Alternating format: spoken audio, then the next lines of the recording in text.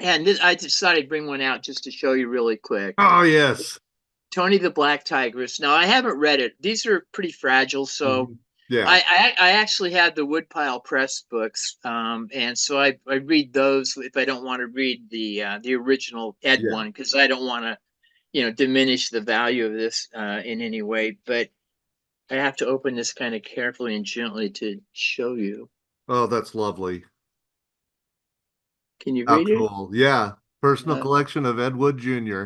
and it's dated February 19th, 1969 also. So it's kind of nice to have that whole thing. So there is that. This is also something that Kathy had. This is on her little cocktail table that she had, and Oh wow. in a Marine uniform. Now we've discussed this, Greg Jaber and Joe Blevins. We've kind of figured that this was taken at a photographer's studio in Yeah. Poughkeepsie prior to him actually being in the Marines. He'd already enlisted, but he hadn't gone down for training. He was Okay. at a photographer's studio who probably had this uniform for Right. anybody that had just gone to the service. On the back, it says Edward D. Wood Jr., USMC, home on leave, 1943. Now, I don't know the veracity of that, but this was Ed's photograph that Kathy had kept and that I now actually have a piece of. So I'm very Very cool. I feel like the keeper of the treasures here, to be honest with you. You are, And as far as I'm concerned. and this was in the suitcase. This is a piece of the original art from that was used in the final curtain, the story when it was published in one of the magazines, the girly magazines. Hmm. Oh, and I was going to mention, by the way, I actually have released two books of fiction of Ed's. Yeah, you mentioned the Angora Fever and Hmm. Topic of Sex. There's also one called Blood Splatters Quickly. Oh, that's right. Yes. I just Okay. wanted to throw Yep. that out there because it's still in print. Yeah. And a I'll lot put of people links to assume all that of those in the bio with this for sure. So, no problem, no problem. And then one more, I think this is it here. Oh no. Oh, this is the flyer from the Ed Woodathon that I still have saved from back in oh, the, cool. the That's the one, the days. first So one you went to. yeah, this was the That's one that I great. went to where and then at the screening of the Ed Wood film, there was a party afterwards at Musso and Frank. So this was invited cast and crew. It wasn't they Kathy was we were all hoping there'd be a big premiere with Klieg lights at the Chinese theater and all that stuff. No, no such thing. There was a smaller theater called the Galaxy. It's no longer there, but was about a half a block from where the Chinese was, and they had the screening there, and Disney actually got a limo for us to be able to go Oh, ride cool. about a half a mile down to the thing, and we brought some guests, and then they had a party afterwards. And some of the stars at the of the film were Awesome. at the party afterwards. So I think I put this photo in the book of Kathy and Martin Landau, and this Listeners, one I'm going to share video of this as well on our Facebook page when I release the oh, episode so you're you the can see best. the stuff. And this might be of some interest to Ed Wood fans. This is Kathy and Dolores Yep. Fuller and Philip Chamberlain, who is Dolores Fuller's husband, who is involved in a bunch of film stuff. I think he was the president of like some film guild here in LA. I'm not exactly sure.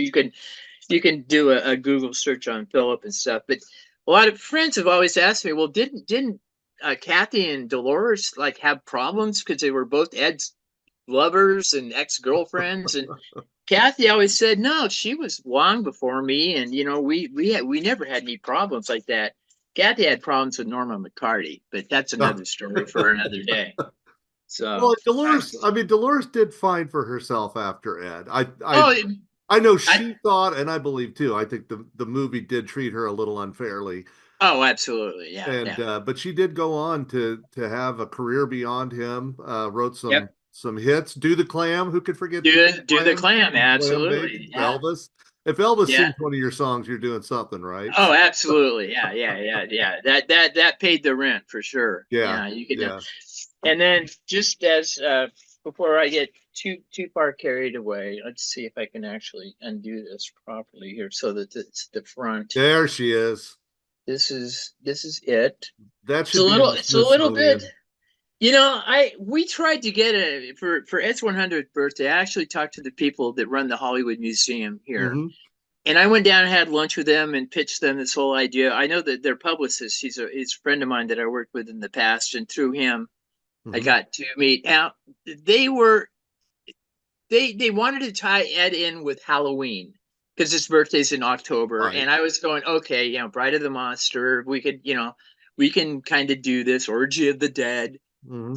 all that kind of stuff. But I went down and talked to them, and they were saying, well, do you think there's any way that we can maybe get Johnny Depp or somebody that starred in the film to come down and, what? Because we're trying to get press here, and our whole thing is to make sure we get tourists to come in and pay the $17. And because I had to come up with, I went and visited Jason Insulaco, who Jason is Paul Marco's grandnephew. He's the one who won what we call the trunk at auction a few years ago. That was Ed's personal possessions and Right. scrapbooks.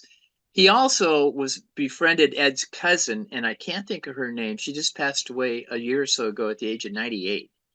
And Ed used to send her clippings and Mhm. things all during his Hollywood career. In fact, he sent her one of his angora sweaters, and now Jason owns it.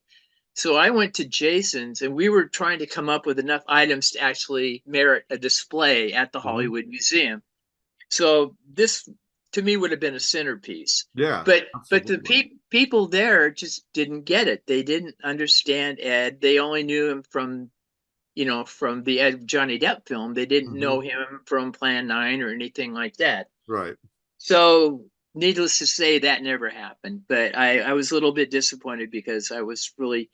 But we did get the proclamation from the city of Los Angeles, Yep. which is very nice. We did have the American Cinematheque was kind enough to allow us to do 4 screenings in October, starting on Ed's birthday, which was a Mhm. Thursday night on the 10th. And then we did each of the following Thursdays. We did like Plan 9, Take It Out and Trade, Glen or Glinda with Mhm. and Jason, who is responsible for uh, getting Final Curtain found and remastered and fixed up, came and we screened that, and he introduced that, and then we also did Night of the Ghouls.